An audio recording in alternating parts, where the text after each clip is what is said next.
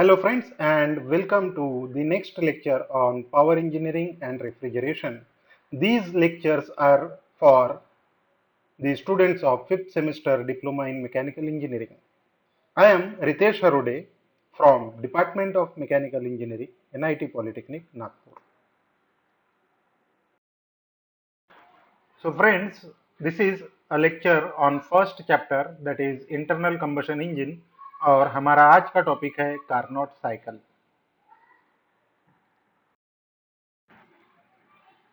Session outcomes. After completion of this lecture, the learner will be able to number 1 list the assumption considered for Carnot cycle. जब भी हम किसी theoretical cycle के बारे में पढ़ते हैं तो हमें कुछ कंसिडरेशन करने पड़ते हैं और इस कंसिडरेशंस को हम assumptions बोलते हैं. assumptions कंसिडर करने की वजह से हमारे जो थ्योरी है, जो कैलकुलेशंस है, वो थोड़े इजी हो जाते हैं. Then we are going to learn about the process involved in Carnot cycle. तो जैसा कि हमको पता है कि साइकिल में नंबर ऑफ प्रोसेसेस होती है, तो हम लोग देखेंगे कि कितने टाइप की प्रोसेस कार्नोट साइकिल में होती है. उसके बाद हम इन दोनों प्रोसेस को पीवी और टीएस डायग्राम कर के ऊपर प्लॉट करेंगे. ये बहुत इंपॉर्टेंट होता है कि plot the cycle on PV and TS diagram. And last we are going to learn about the efficiency of Carnot cycle. तो हम इस वीडियो लेक्चर में कार्नोट साइकिल की एयर स्टैंडर्ड एफिशिएंसी कैलकुलेट करना भी सीखेंगे. तो दोस्तों, कार्नोट साइकिल पढ़ने के लिए ये बहुत जरूरी है कि हमें कुछ बेसिक टर्म्स पहले से पता हो. जैसा कि आपको पहले ही बताया गया था कि पावर इंजीनियरिंग सब्जेक्ट पढ़ने के लिए आपको थर्मल इंजीनियरिंग का बेसिक नॉलेज बहुत जरूरी है. तो कार्नोट साइकिल पढ़ने के लिए आपको सबसे पहले आपको पता होना चाहिए कि प्रोसेस क्या होती है, साइकिल यानी क्या होता है, and then laws of thermodynamics क्या होता है. तो मैं आप सभी से रिक्वेस्ट करूंगा कि पहले इस वीडियो को पॉज कीजिए और इन टॉपिक को एक बार रिवाइज कर लीजिए.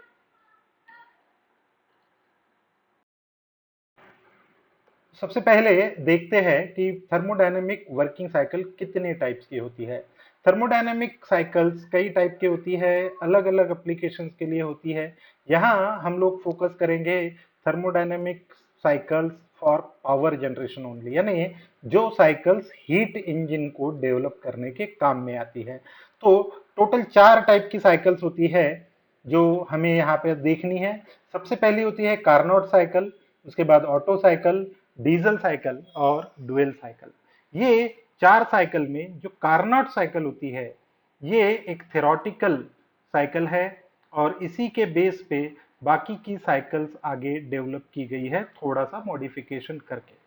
कार्नोट साइकिल को पढ़ना इसलिए भी जरूरी होता है कि अगर आप किसी भी इंजन को बना रहे हो तो सबसे पहले उसको कार्नोट साइकिल के बेस पे एनालाइज करना पड़ता है ताकि हम ये पता कर सके कि इंजन जो हम बना रहे हैं वो रियल लाइफ में बन सकता है या नहीं. तो हम आगे देखेंगे कि कार्नोट साइकिल का इंपॉर्टेंस क्या है. तो दोस्तों, फंडामेंटल्स ऑफ थर्मोडायनामिक्स में हमने फर्स्ट लॉ ऑफ थर्मोडायनामिक्स पढ़ा था जिसमें ये कहा गया था कि हीट को वर्क में कन्वर्ट किया जा सकता है और जो डिवाइस हीट को वर्क में कन्वर्ट करता है उस डिवाइस को हीट इंजन कहा जाता है. Now according to first law कि आप पूरी की पूरी हीट को वर्क में कन्वर्ट कर सकते हैं, but according to Kelvin Planck statement जो सेकेंड लॉ ऑफ थर्मोडायनामिक्स भी है वो कहता है कि आप पूरी हीट को वर्क में कन्वर्ट नहीं कर सकते, यानी आपको कुछ ना कुछ हीट रिजेक्ट करनी पड़ेगी दूसरे हीट सिंक में जो एक लोअर टेम्परेचर पर होगा. इसका मतलब ये होता है कि आप ऐसा इंजन नहीं बना सकते जिसकी एफिशिएंसी 100% हो. पर एफिशिएंसी कितनी कम हो, कितनी मैक्सिमम एफिशिएंसी कोई इंजन अचीव कर सकता है, ये बताने का काम कार्नोट साइकिल करती है. तो वही हम इस लेक्चर में पढ़ने वाले हैं. तो दोस्तों चलिए पढ़ते हैं कार्नोट साइकिल के बारे में। कार्नोट साइकिल एक ideal reversible heat engine cycle है। मींस कि ये एक हीट इंजन को अप्लीकेबल साइकिल है और ये आइडियल साइकिल है, जिसका मतलब होता है कि प्रैक्टिकली इस साइकिल को अचीव नहीं किया जा सकता। ये साइकिल सादी कार्नोट ने 1824 में डेवलप की थी, जो एक फ्रेंच साइंटिस्ट थे और जिन्होंने कई टाइप के इंजन का आविष्कार किया था। इस साइकिल में टोटल 4 प्रोसेस का समावेश होता है। इसमें 2 रिवर्सिबल आइसोथर्मल प्रोसेस होती है और 2 रिवर्सिबल एडियाबैटिक प्रोसेस होती है। अब जैसा कि यहां पर लिखा हुआ है आइसोथर्मल प्रोसेस, मतलब इस प्रोसेस में टेम्परेचर में चेंज नहीं होता, टेम्परेचर कांस्टेंट होता है। और एडियाबैटिक प्रोसेस में हीट ट्रांसफर 0 होता है। देन कार्नोट साइकिल एक हाइपोथेटिकल साइकिल है and this cycle can not be achieved in practical situation, जैसा कि मैंने अभी थोड़ी देर पहले बताया था। पर ये साइकिल हमें गाइडलाइंस देती है। कभी भी अगर हम इंजन डेवलप कर रहे हैं तो हम सबसे पहले उस इंजन को मैक्सिमम एफिशिएंसी के बेस पे, इस कार्नोट एफिशिएंसी के बेस पे टेस्ट करेंगे और हम ये बता सकते हैं कि वो इंजन बनाना प्रैक्टिकली पॉसिबल है या नहीं। तो फ्रेंड्स, कार्नोट साइकिल में बेसिकली 4 प्रोसेस होती है। सबसे पहली प्रोसेस होती है रिवर्सिबल आइसोथर्मल एक्सपांशन, यानी आइसोथर्मल एक्सपांशन होता है जिसमें टेम्परेचर कांस्टेंट होता है। The second process is reversible adiabatic expansion, मतलब एक्सपांशन होगा पर वो एडियाबैटिक होगा, मतलब during this process heat transfer will be 0। उसके बाद रिवर्सिबल आइसोथर्मल कॉम्प्रेशन, जैसा कि नाम है कॉम्प्रेशन, तो इस प्रोसेस में गैस को कॉम्प्रेस किया जाएगा और जो कॉम्प्रेशन होगा वह आइसोथर्मल होगा, मतलब टेम्परेचर में चेंज नहीं होगा। और last process is reversible adiabatic compression. So ये 4 प्रोसेस कार्नोट साइकिल में इन्वॉल्व होती है। आगे देखेंगे कि ये चारों प्रोसेस में क्या होता है और उसके पीवी और टीएस डायग्राम कैसे ड्रॉ किए जाते हैं।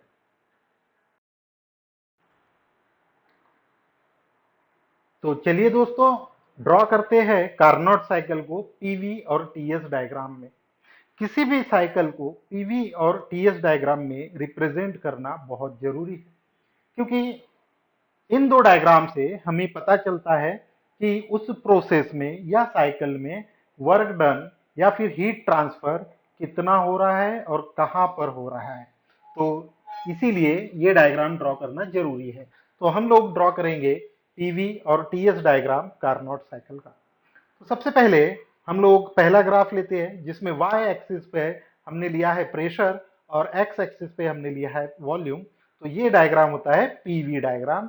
दूसरे इसमें हम लोगों ने वाई एक्सिस पे लिया है टेम्परेचर और एक्स पे लिया है एंट्रोपी, जिसको एस से रिप्रेजेंट करते हैं। So this diagram is known as TS diagram. तो सबसे पहली प्रोसेस जो होती है वो होती है रिवर्सिबल आइसोथर्मल एक्सपांशन। तो जैसे कि यहाँ पे दिखाई दे रहा है, हम पहली प्रोसेस एक्सपांशन प्रोसेस है, यानी वॉल्यूम बढ़ेगा और प्रेशर कम होगा। So this first 1 to 2 process is known as reversible isothermal expansion. So जैसा कि नाम है कि प्रोसेस एक्सपांशन है तो वॉल्यूम बढ़ रहा है, प्रेशर कम हो रहा है, पर आइसोथर्मल होने की वजह से temperature will remain constant because T1 will be equals to T2, क्योंकि टेम्परेचर यहां पर चेंज नहीं हो रहा। ये प्रोसेस खत्म होने के बाद दूसरी प्रोसेस होती है जो होती है रिवर्सिबल एडियाबैटिक एक्सपांशन। तो इस प्रोसेस में भी हम लोग क्या कर रहे हैं कि एक्सपांशन कर रहे हैं, यानी वॉल्यूम बढ़ रहा है V2 से 3 की ओर और वॉल्यूम बढ़ रहा है तो प्रेशर और कम हो रहा है। अब इस प्रोसेस में हीट ट्रांसफर रेट 0 है और क्योंकि प्रेशर कम हो रहा है तो इसका टेम्परेचर भी कम होगा। तो प्रेशर के साथ साथ टेम्परेचर भी 2 से 3 तक रिड्यूस होगा। उसके बाद तीसरी प्रोसेस इन्वॉल्व होती है जो 3 से 4 पे है और इस प्रोसेस को हम बोलते हैं रिवर्सिबल आइसोथर्मल कॉम्प्रेशन। यानी हम अब गैस को कॉम्प्रेस कर रहे हैं, और जब हम गैस को कॉम्प्रेस कर रहे हैं तो वॉल्यूम कम होगा, और वॉल्यूम कम होगा तो प्रेशर बढ़ेगा, और प्रेशर बढ़ेगा तो प्रोसेस आइसोथर्मल होने की वजह से टेम्परेचर कांस्टेंट रहेगा। और सबसे लास्ट प्रोसेस होती है 4 से 1 तक, और ये प्रोसेस है रिवर्सिबल एडियाबैटिक कॉम्प्रेशन। सो क्योंकि प्रोसेस कॉम्प्रेशन प्रोसेस है तो again volume will reduce and pressure will going to increase, and because pressure is increasing so there will be increase in the temperature. So this is the cycle, and this cycle is known as Carnot cycle। 4 process है, और ये इसका PV diagram और TS diagram draw करना हमें आना चाहिए। आगे हम इन सारी प्रोसेस को डिटेल में देखेंगे कि हर प्रोसेस में क्या हो रहा है। So now we are going to apply a Carnot cycle on Carnot engine। तो सबसे पहले देखते हैं कि कार्नोट इंजन होता क्या है। तो कार्नोट इंजन में एक सिलेंडर होता है और एक पिस्टन होता है। सिलेंडर पूरी तरह से क्लोज्ड होता है और उसके अंदर एक फ्रिक्शन लेस पिस्टन होता है, मतलब यहां सिलेंडर और पिस्टन के बीच में कोई भी फ्रिक्शन नहीं होता। दूसरी चीज, इस क्लोज्ड सिलेंडर के अंदर एक परफेक्ट गैस भरी हुई रहती है। ये गैस क्लोज्ड साइकिल में काम करती है, यानी ना यहाँ पे इनलेट होगा ना एग्जॉस्ट वाल होगा, same gas again and again will be used. Then heat transfer, जो इंजन सिलेंडर के अंदर हीट ट्रांसफर होता है और इंजन सिलेंडर से बाहर हीट ट्रांसफर होता है, वो एक रिजर्वायर को होगा। एंड देन ये जो सिलेंडर वॉल्स होती है वो परफेक्टली इंसुलेटेड होती है। तो आगे हम कार्नोट साइकिल की 4 प्रोसेस को इस कार्नोट इंजन के ऊपर अप्लाई करके देखेंगे कि एक्चुअल में प्रोसेस क्या हो सकती है। So let's learn about the processes in detail. The first process is reversible isothermal expansion. As the process says, in this process, the piston moves from 1 to 2, and this process is expansion. So volume is increases from 1 to 2, यानी piston position 1 से position 2 तक move करेगा, और ये जो moment होगा वो होगा हीट ट्रांसफर की वजह से। क्योंकि हम लोग इस प्रोसेस में हीट ट्रांसफर कर रहे हैं, तो जो भी हीट ट्रांसफर हो रही है वो हीट पिस्टन को मूव करेगी, यानी गैस को एक्सपांड करेगी। गैस एक्सपांड होगी मतलब उसका वॉल्यूम बढ़ेगा और प्रेशर रिड्यूस होगा। पर यह प्रोसेस आइसोथर्मल है, इसीलिए टेम्परेचर कांस्टेंट रहेगा। एंड ये जो टेम्परेचर कांस्टेंट है, that temperature will be T1 will be equals to T2, और हम उसको बताएंगे higher temperature, that is TH, because it is the temperature of heat reservoir at higher temperature. And to calculate the outcome of this process, during this process what will happen, heat is added to the system, यानी heat हमने supply की है, और कितनी heat हमने supply की है, कितनी हीट हमने ऐड की है, ये हम लोग इस फॉर्मूले से कैलकुलेट कर सकते हैं। यानी QA is equals to MR T1 यानी TH log to the base E V2 upon V1। The second process is reversible adiabatic expansion. Now, because this process is adiabatic expansion, the piston is going to move from 2 to 3. During this process, heat transfer is 0 because this is a adiabatic process. So, insulation at the cylinder head, ये cylinder head के ऊपर हमने insulation provide किया हुआ है, and then temperature will drops from T2 to T3। Temperature कम होगा, क्यों कि पिस्टन T2 से T3 की ओर जा रहा है, यानी एक्सपांशन हो रहा है, वॉल्यूम बढ़ रहा है, प्रेशर कम हो रहा है, और प्रेशर अगर कम होगा तो टेम्परेचर भी कम होगा।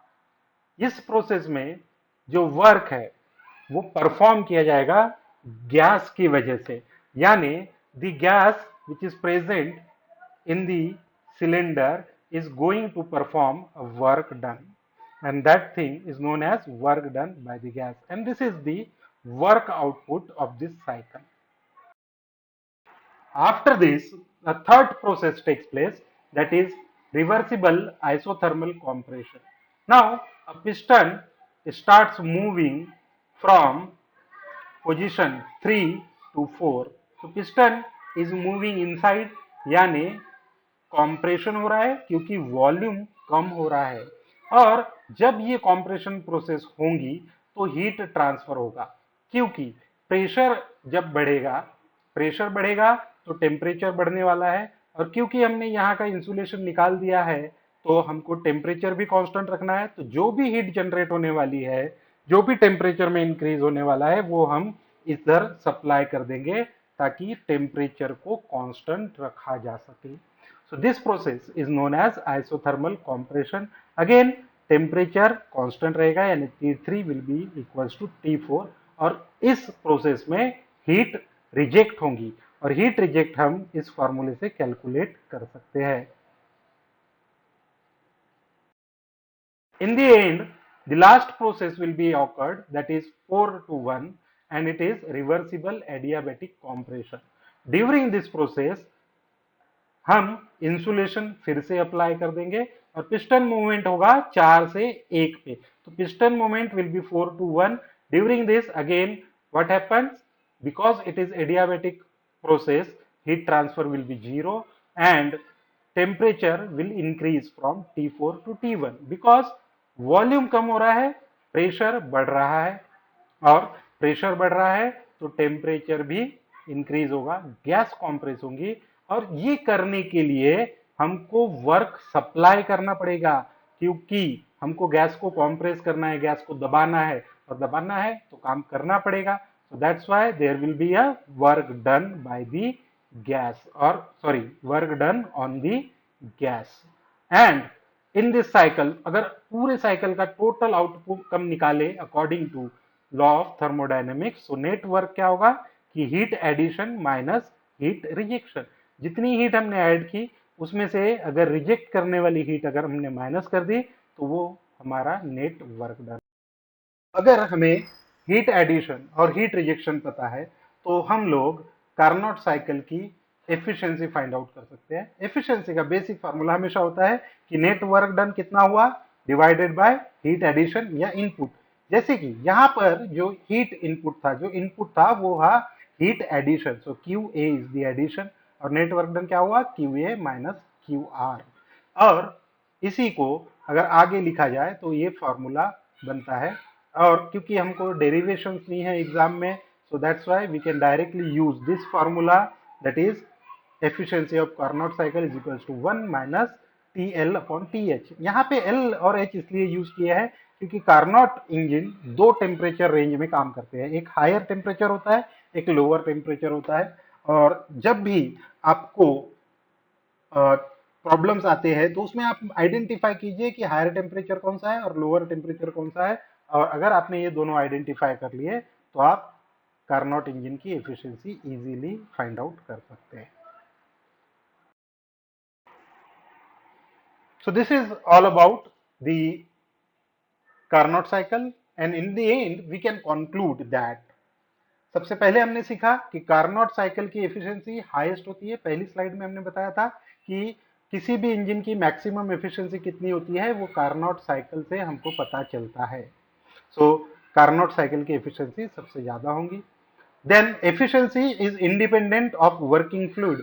यहाँ आप कोई भी फ्लूइड यूज कीजिए, आप किसी भी गैस को यूज कीजिए, वो परफेक्ट गैस है, कोई और टाइप का फ्लूइड है, तो उसकी एफिशिएंसी से उस फ्लूइड से आपकी एफिशिएंसी में कोई भी फर्क नहीं पड़ने वाला है। एफिशिएंसी किस पे डिपेंड करेंगी, सिर्फ दो टेम्परेचर पे, हायर टेम्परेचर कितना है और लोअर टेम्परेचर कितना है, इसके ऊपर एफिशिएंसी डिपेंड करेंगे। और सबसे जरूरी बात कि जो जितना ज्यादा ये दोनों टेम्परेचर का डिफरेंस होगा उतनी ज्यादा एफिशिएंसी आपको मिलेगी. So these are the main points and these are the summary of this particular lecture. In the end, these are the commonly asked question on the Carnot cycle. तो Carnot cycle पे पूछे जा सकने वाले ये इतने क्वेश्चंस है. तो सबसे पहला क्वेश्चन होता है represent Carnot cycle on PV and TS diagram. तो इस क्वेश्चन के आंसर में आपको पीवी और टीएस डायग्राम बनाना है.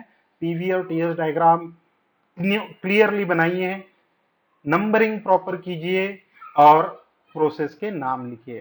Then describe Carnot cycle with PV and TS diagram. तो इसके अंदर आपको प्रोसेस को डिस्क्राइब करना जरूरी है. And the last one is right the equation for efficiency of Carnot cycle and right meaning of each term. तो यहाँ आपको क्या करना है, आपको एफिशिएंसी का इक्वेशन लिखना है जो हमने आखिरी में डिराइव किया था कि efficiency is equals to 1 minus T L upon T H. और अगर वो फॉर्मूला आपने लिखा उसमें सब नीचे में हर टर्म का मीनिंग लिखिए. तो इस तरह से आप ये 3 क्वेश्चन के आंसर लिख सकते हैं. तो ये क्वेश्चन को हम असाइनमेंट के क्वेश्चन की तरह कंसिडर करेंगे. वीडियो को बार बार देखिए और ये क्वेश्चन के आंसर अपनी कॉपी में लिखिए.